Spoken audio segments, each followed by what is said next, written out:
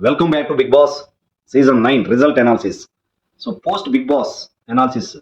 So Bigg Boss season 9 అయిపోయిన తర్వాత కూడా విన్నర్ ఎవరు, రన్నర్ అప్ ఎవరు అనౌన్స్మెంట్ అయిన తర్వాత కూడా ఇంత బజ్ ఇంకా నడుస్తుంది అంటే, ఇంకా హాట్గా వేడిగా బిగ్ బాస్ సీజన్ 9 గురించి మాట్లాడుకుంటున్నారంటే మెయిన్ తనుజ పుట్టస్వామి గారే కారణం అని చెప్పాలి. సో మెయిన్ ఎప్పుడైతే తనుజ పుట్టస్వామి గారికి విన్నర్ కాలేదో చాలా మంది రోజుకొక కొత్త కొత్త న్యూస్ దాని మీద డిస్కషన్ జరుగుతూనే ఉంది. మీడియాలో రకరకాల వార్తలు వస్తున్నాయి. సో తనుజ పుట్టస్వామి గారి మీద ఉన్న ఆడియన్స్ కి ఇంకా జీర్ణించుకోలేకపోతున్నారు.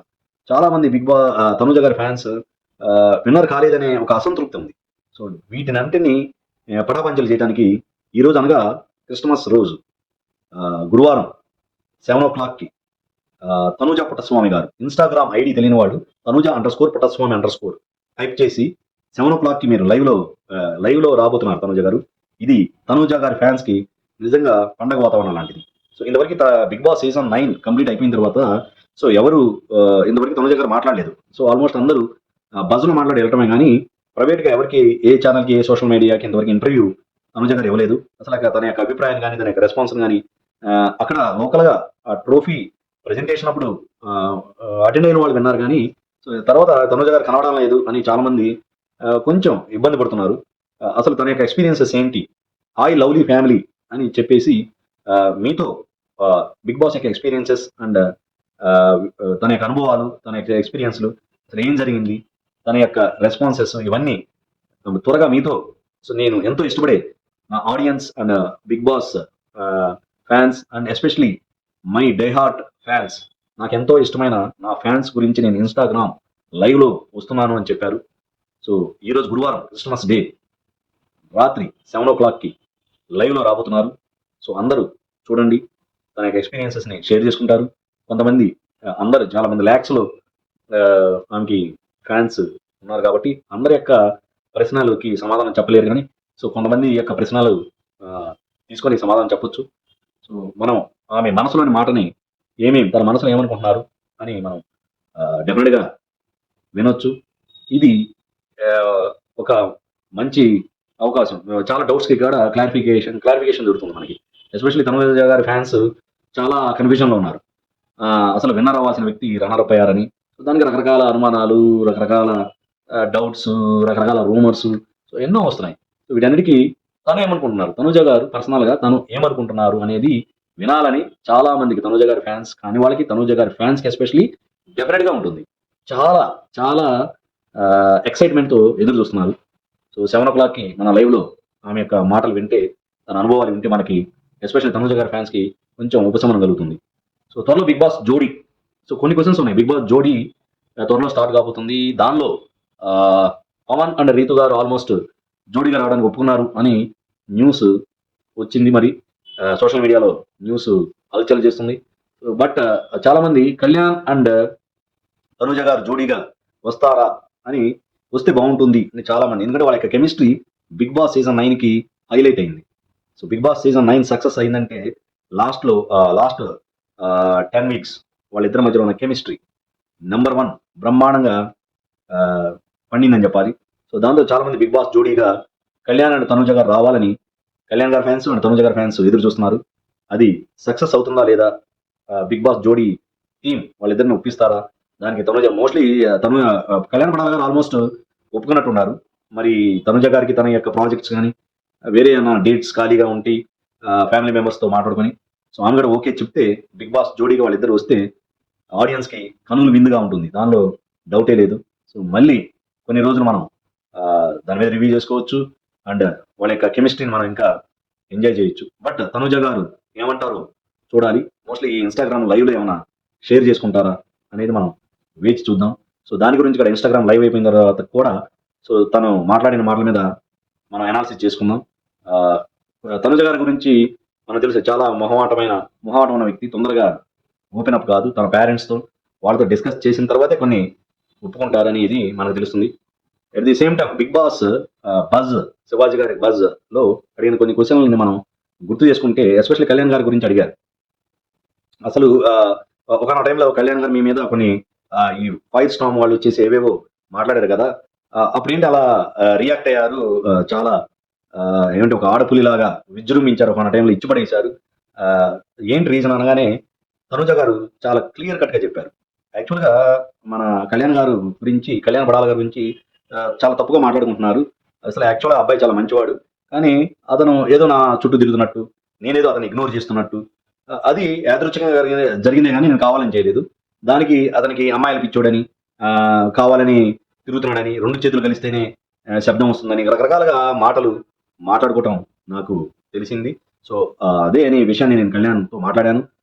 నా గురించి నీకు, నీ గురించి నాకు, మన ఇద్దరికి క్లారిటీ ఉంది కాబట్టి ఇదే ఫ్రెండ్షిప్తో మనం ఇద్దరం కలిసి పోరాడదాం, ఇద్దరం కలిసి ఉందాం. ఇప్పుడు ఎలా ఆ ఫ్రెండ్షిప్ని కొనసాగించుదాం, ఎవరు ఏమనుకున్నా సరే. సో మన ఇద్దరికి ఉంటే, మన మీద క్లారిటీ ఉంది. అలాంటప్పుడు మూడో వ్యక్తి వచ్చి ఏదో మాట్లాడుతున్నప్పుడు మనం దానికి ఇంపార్టెన్స్ ఇవ్వాల్సిన పని లేదు. నువ్వు అందరితో కలిసిపో, గేమ్ పర్ఫెక్ట్గా ఆడు, at the same time game మీద ఫోకస్ చేయి అని చెప్పేసి ఆ గేమ్ యొక్క తీరుతెన్నుల్ని ఎలా ఆడాలి ఏంటి అని కళ్యాణ్ని ఒక శిల్పంలాగా చెక్కిందని చెప్పాలి. అదే విషయం కళ్యాణ్ పడాల గారు కూడా చెప్పారు. నేను అసలు బిగ్ బాస్ గేమ్ ఎలా ఆడాలి అని నేర్పిందే తనుజ గారు. తనుజ గారు చెప్పిన తర్వాత నా ఆట తీరు మార్చుకున్నాను అని అన్నారు. సో ఇంకోటి మన కళ్యాణ్ గారి బజ్లో కూడా ఇంకొక విషయం కూడా మాట్లాడాలి. ఆ, ఈ మంచి ప్లేయర్ కాదు అనేది దివ్య గారు సంథింగ్ బ్యాడ్ ప్లేయర్ అని ఆ, మన కళ్యాణ్ గారు అన్న కాడి నుంచి చాలా స్పోర్టివ్గా తీసుకున్నాను, చాలా హర్ట్ అయ్యాను. అది కూడా నాకు హెల్ప్ అయింది. ఆమె నన్ను ఇన్సల్ట్ చేయడం కూడా దాన్ని నేను స్పోర్టివ్గా తీసుకున్నాను. అట్ ది సేమ్ టైం అదే టైంలో తనుజ గారు కూడా నన్ను మంచిగా మోటివేట్ చేసి గేమ్ ఎలా ఆడాలి ఏంటి, almost entire credit goes to the Tanuja garu. So అంటే దివ్య గారు రెచ్చగొట్టడం, దాన్ని స్పోర్టివ్గా తీసుకోవడం, అదే టైంలో తనుజ గారు కూడా తనకి డైరెక్షన్ ఇవ్వడం, మోటివేట్ చేయడం, రెండు ప్లస్ అయినాయి అని సాక్షాత్ కళ్యాణ్ గారే తన నోటితో చెప్పారు. సో దట్ ఈస్ తనుజ గారి యొక్క క్రెడిబిలిటీ. అదే విషయం కూడా చెప్పారు. సో యాక్చువల్గా నా వల్ల అతనికి బ్యాడ్ నేమ్ వస్తుంది, నా వల్ల ఆ వ్యక్తికి బ్యాడ్ నేమ్ వస్తుంది, నేను అతను ఇగ్నోర్ చేయడం వల్ల అతన్ని బ్యాడ్గా అనుకుంటున్నారు. సో అందుకని నేను చాలా హర్ట్ అయ్యాను. అందుకని అతను పిలిచి నేను ఇలా చెప్పాను. ఆ నామినేషన్స్ ప్రక్రియలో కూడా రెండు చేతులు కలిస్తే శబ్దమే కాదు, ఒక చేతితో కూడా మనం శబ్దం చేయొచ్చు, అది ఇంకా ప్రమాణం ఉంటుందని విజిలేసి చూపించి, సో కళ్యాణ్ దగ్గరికి వెళ్ళి ఇప్పుడు చేసుకోరా అని భుజం చూపించేసి తల నిమరమని చెప్పేసి నిమిరించుకొని సో క్యూట్ రా అని చెప్పేసరికి దద్దరిల్లిపోయింది సీన్. ఎవరైతే ఈ ఆడపులిలాగా విజృంభించిన ఆ రోజు నుంచి గేమ్ టర్న్ అయిందని చెప్పాలి ఇద్దరికి, Kalyan and as well as Tanuja గారికి. సో వాట్ ఈజ్ తనుజ గారు ఆ రోజు ప్రూవ్ అయింది. So at the same time Kalyan గారు కూడా తనుజ గారు చెప్పింది ఫాలో అయ్యారు. సో అప్పటి నుంచి war one side, Tanuja and Kalyan గారు వాళ్ళిద్దరిలో ఎవరో ఒకరు అన్న ఇది వచ్చేసింది. సో ఆ రోజు నుంచి టర్నింగ్ పాయింట్. సో దాంతో వీళ్ళిద్దరి మీద కమెంట్ చేసిన వాళ్ళు ఎక్కడ నోర్లు మూపించినట్టు అయింది. అట్ ది సేమ్ టైం మీరు ఇక సీరియల్స్ చేయరంట కదా అని శివాజీ గారు అడిగితే అవునన్నట్టే చెప్పారు ఎక్కువ మంది. బట్ సినిమా ఆల్రెడీ ఒకటి హీరోయిన్ గా షూటింగ్ అయిపోయిందండి, అది రెడీగా ఉంది రిలీజ్కి, అది ఒకటి ఆగి ఉంది, సో త్వరలో రిలీజ్ కాబోతుంది అని ఒక మాట చెప్పారు. ఓటీటీ కూడా ఒకటి అగ్రిమెంట్ జరిగింది, మధ్యలో బిగ్ బాస్ ఆఫర్ రావడం వల్ల అది కూడా ఆగింది అనగా శివాజీ గారు ఏమన్నారంటే ఏవి ఆగమమ్మా, ఇప్పుడు నీ పాపులారిటీకి కెమిస్ట్రీకి డెఫినెట్గా వాళ్ళు వెయిట్ చేస్తారు, నువ్వు ఎప్పుడంటే అప్పుడు షూటింగ్ స్టార్ట్ చేస్తారు. సో ఆ రాబోయే సినిమా కూడా as a heroine. So Tanuja గారు చెప్పడం ఏంటంటే ఏ వయసులో చేయాల్సిన ఇది ఆ వయసులో చేయాలండి, ఇప్పుడు కరెక్ట్ టైం యాజ్ ఏ హీరోయిన్గా నేను ప్రూవ్ చేసుకోవాలి అని తనుజ గారి యొక్క అభిప్రాయం లాగా తెలుస్తుంది మనకి.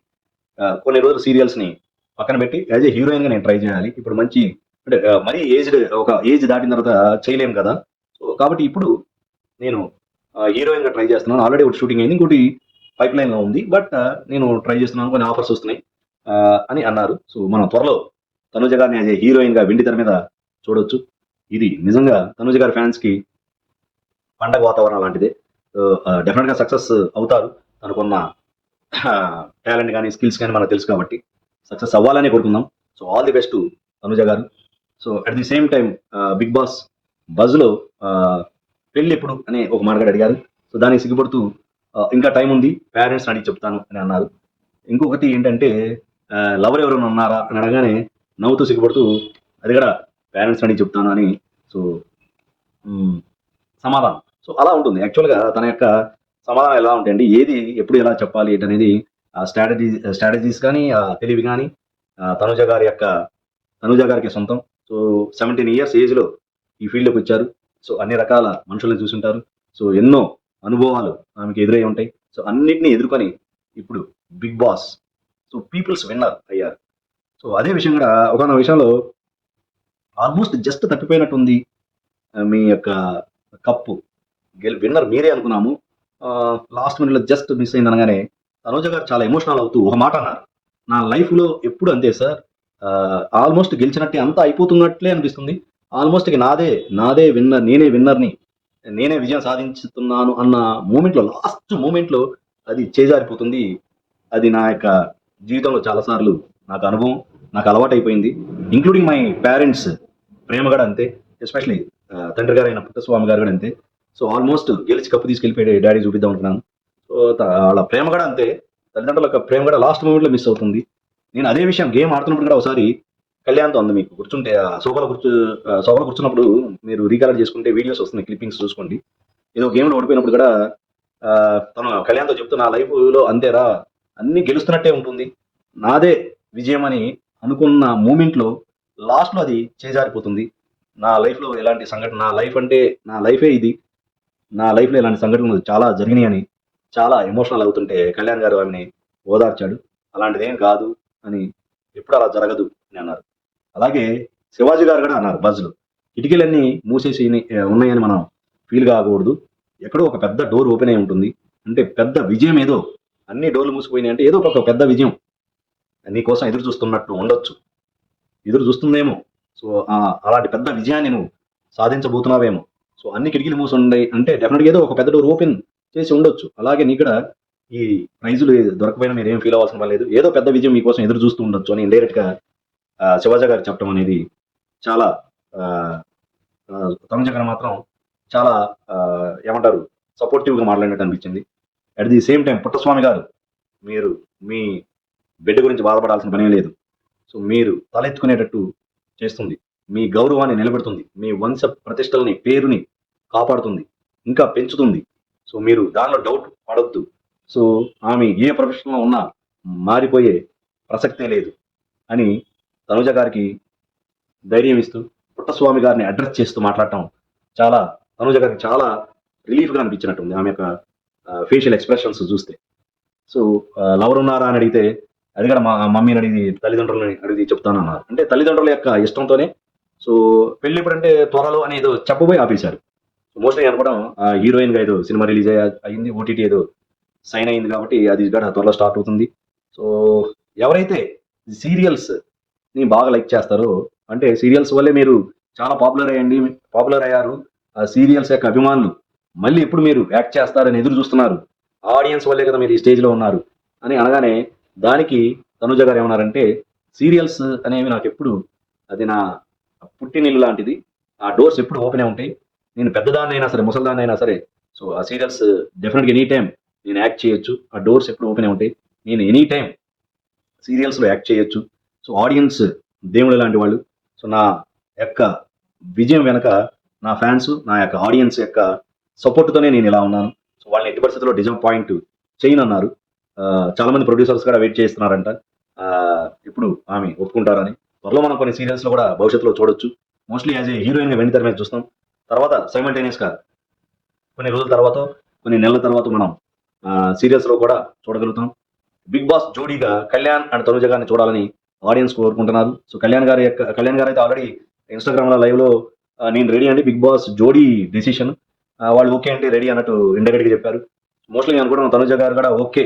ఒకవేళ ఆ ప్రాజెక్ట్‌లో అవన్నీ ఏమి అడ్డం లేకుండా సో, అన్ని డేట్స్ కలిసొస్తే 'బిగ్ బాస్' జోడీకి మనం కళ్యాణ్ అండ్ తనుజ గారిని జోడీగా చూడొచ్చు.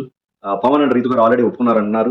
ఆహ్, కళ్యాణ్ అండ్ తనుజ గారు జోడీగా వస్తే డెఫినెట్‌గా కళ్యాణ్ అండ్ తనుజ గారి ఫ్యాన్స్‌లకి కన్నుల పండగలాగా ఉంటుంది.